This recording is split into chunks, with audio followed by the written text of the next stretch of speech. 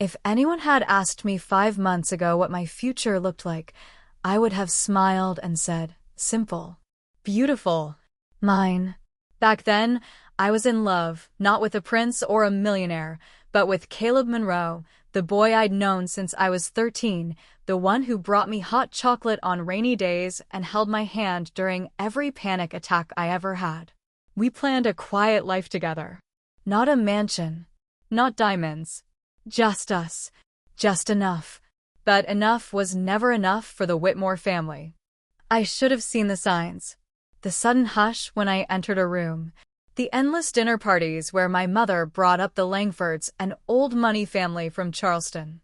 The way my father would raise his glass and toast to legacy. The way my sister, Caroline, would whisper about weddings and honeymoons and how lucky I was. Then one evening, it all collapsed. My mother called me into the living room like it was any ordinary family discussion. But when I walked in, I saw him, Julian Langford. Polished. Cold. Rich. Lena, my father said, "You'll be marrying Julian in 3 months." I thought it was a joke. It wasn't. I turned to them, stunned. "You're arranging my marriage?" Mother scoffed. "It's not arranged, dear. It's secured. A future with Julian means you'll never want for anything. And neither will we." "Caleb," I began. My father cut me off. "Caleb is a mechanic's son with no future. You need to think bigger." I stormed out that night, drove straight to Caleb's apartment, and broke down in his arms. "They can't do this," he said, voice shaking with anger. But they could. And they did. 3 weeks later, Caleb was gone. No texts. No letters. Just gone. I didn't know then that he hadn't left me, he'd been forced away. But I'd find that out later when the truth would hit me like a truck. 2 weeks after he disappeared, I started getting sick every morning. My hands trembled when I bought the test. I cried alone in my bathroom when the second line appeared. I was pregnant. With Caleb's child. And my wedding to Julian Langford was just 6 weeks away. I stared at the test for hours that day. 2 pink lines. Bold. Unforgiving. I should have been celebrating. Caleb and I always talked about having a family one day, little hands, bedtime stories, a house filled with laughter. But now I was alone. Engaged to a man I didn't love. And carrying the child of the one who'd vanished. The next morning, I skipped breakfast and lied to my mother, saying I had a stomach bug. She barely looked up from her phone. She was too busy texting Julian's mother, probably about florists or gold-trimmed invitations, or how to hide the fact that the bride was quietly suffocating. I kept the pregnancy to myself. There was no one I could trust. Caleb was gone. Caroline, my sister, was always more loyal to our parents than to me. And Julian? I barely knew him. He was courteous but cold. The kind of man who smiled with his mouth but never with his eyes. I tried once to call Caleb. I used a payphone. Blocked the number. Disconnected. I wanted to scream. Instead, I wore the dress, played the role, and let my family turn me into their prized asset. The Whitmore girl marrying a Langford. High society's favorite little merger. But every night, I stared at the tiny sonogram hidden under my mattress. The baby was the size of a grain of rice. But it was mine. Ours. 3 weeks before the wedding, Julian asked me out for dinner. It was supposed to be a bonding gesture, so we're not strangers when we say, "I do," he said. He chose a high-end rooftop restaurant with candlelight and wine I couldn't drink. I faked a headache and ordered sparkling water. Julian leaned in halfway through dinner. "You've been distracted lately."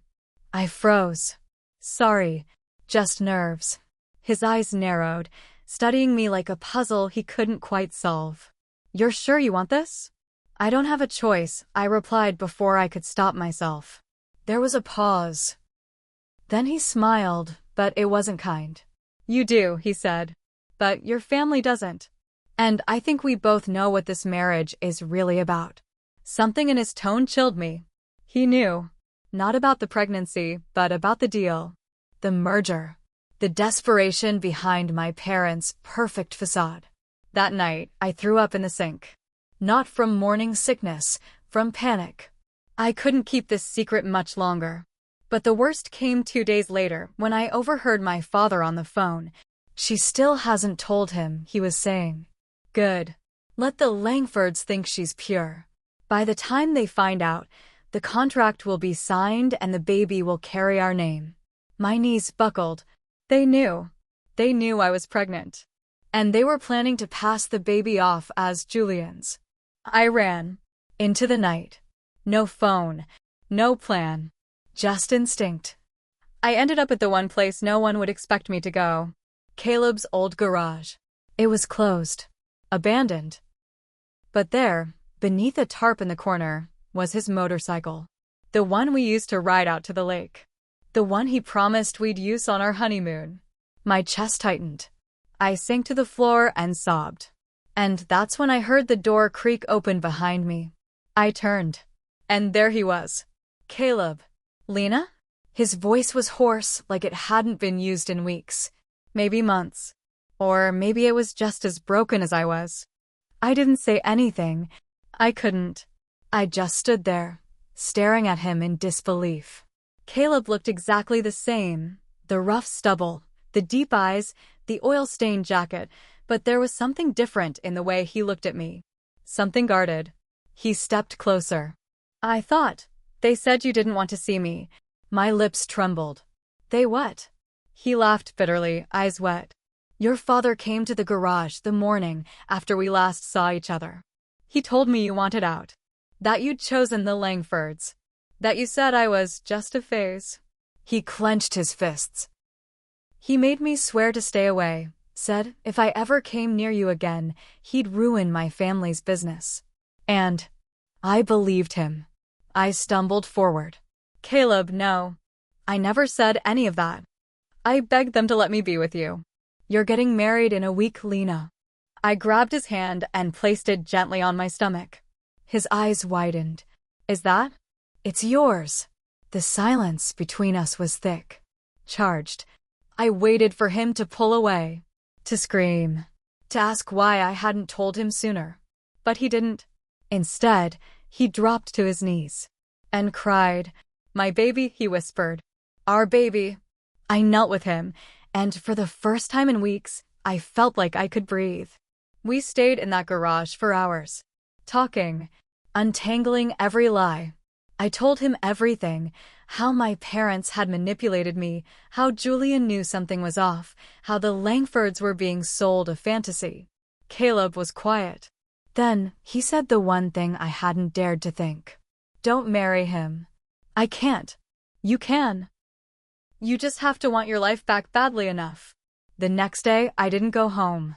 Instead, I met secretly with a lawyer, a friend of Caleb's who worked pro bono for women in bad situations. She explained things my parents never told me, that once I turned 25, which I had a month ago, I was legally independent. That no one could force me into marriage, unless I let them. But if I was going to walk away, I needed a plan. And proof. I returned home that evening, pretending nothing had changed. Mother scolded me for disappearing, but she was too obsessed with the rehearsal dinner to ask further. I smiled, nodded, and played the part. Meanwhile, Caleb dug. And what he found made my blood run cold. The Langfords weren't marrying me just for status, they were paying off my father's gambling debts. Millions. If the wedding didn't happen, the money stopped and the Whitmores would lose everything. I was never the bride. I was the bargaining chip.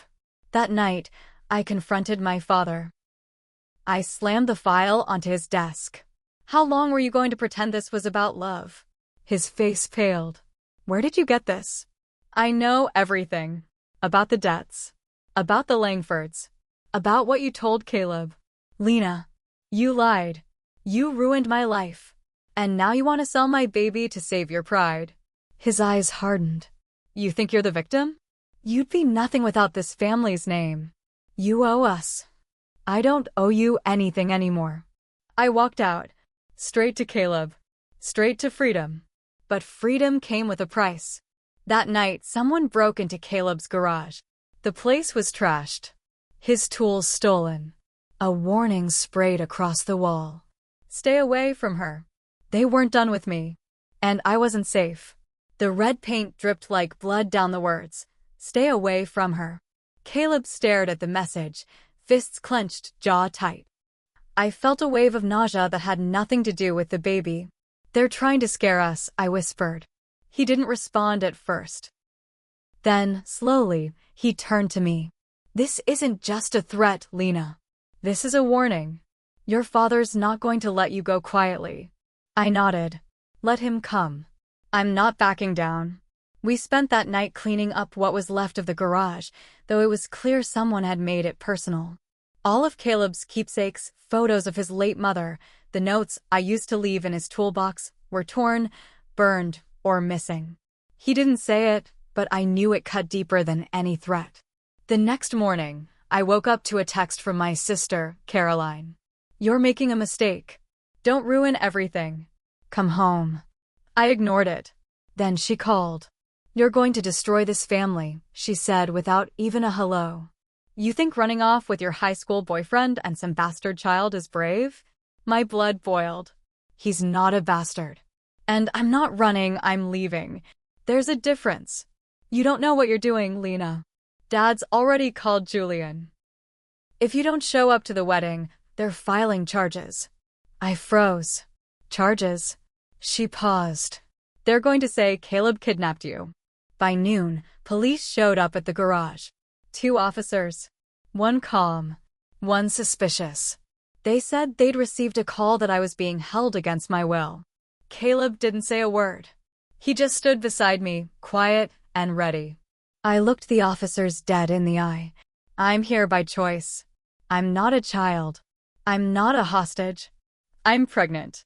And I am not going back. They asked a few more questions, then left, but not before the younger officer muttered, rich families always think they own people. That night, Julian Langford came to see me. Uninvited. I opened the door to find him standing there, dressed in a crisp suit, holding a folder. May I come in? No. He stepped in anyway. I know everything, he said. About the baby. About your little reunion with Caleb. And I'm not here to beg. I crossed my arms. Then why are you here? He laid the folder on the counter. Inside is a contract termination. If you sign, the deal between our families dissolves. No lawsuits. No scandal. I hesitated. Why would you offer this? He smirked. Because I don't want to marry someone who doesn't want me. And because I'm not my mother. She wants your father's legacy. I want out. I looked at him. Really looked at him.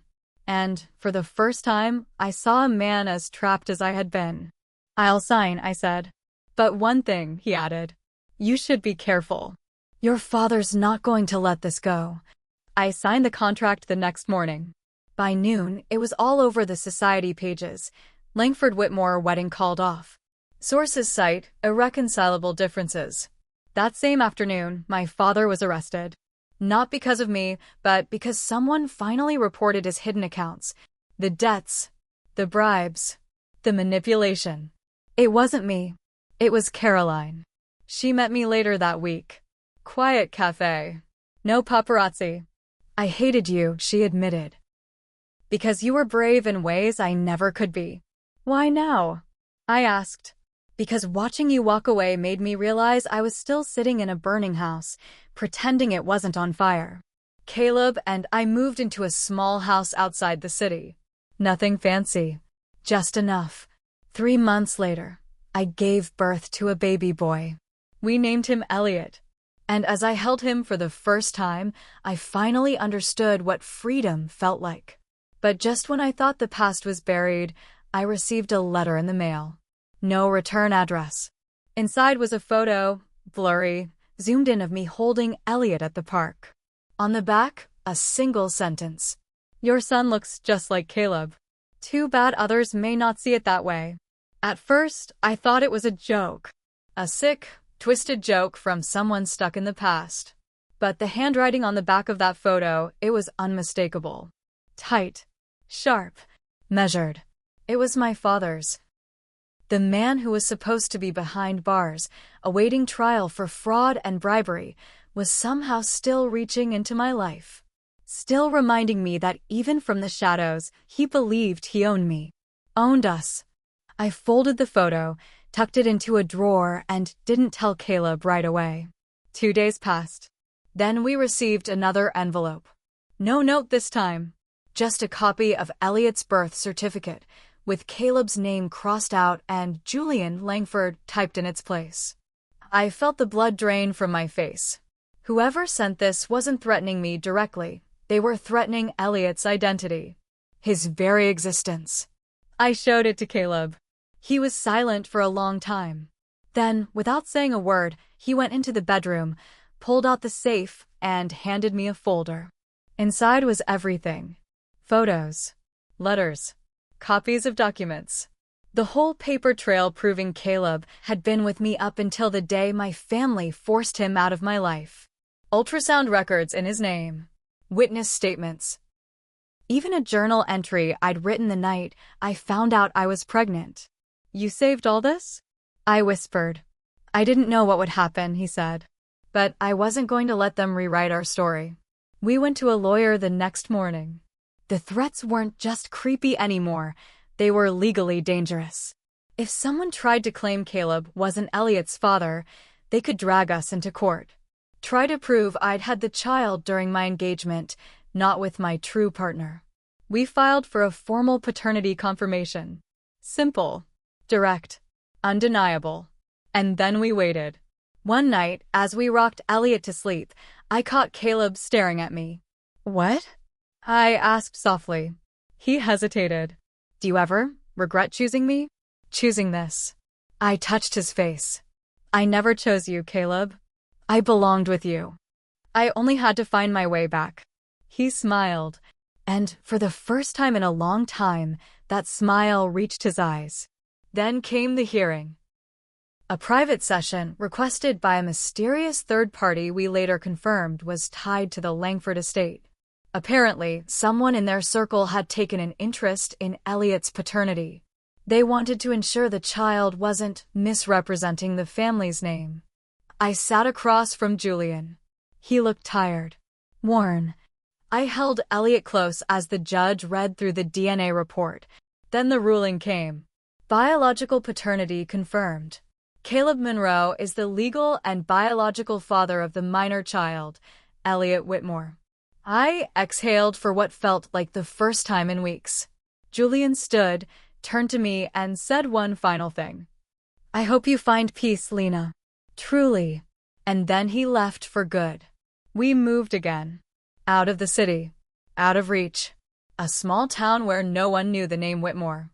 Where Elliot could grow up without photographers hiding in hedges or social climbers whispering at playgrounds. Sometimes I still receive letters. Some from my mother. Some unsigned. Some from reporters trying to revive the scandal that once lit up society pages. I don't respond. Because that Lena, the one they dressed up, paraded around, sold to the highest bidder, she's gone. What's left is the woman who took her life back. The man who never stopped fighting for her. And the child who was once a secret. Now the reason we breathe.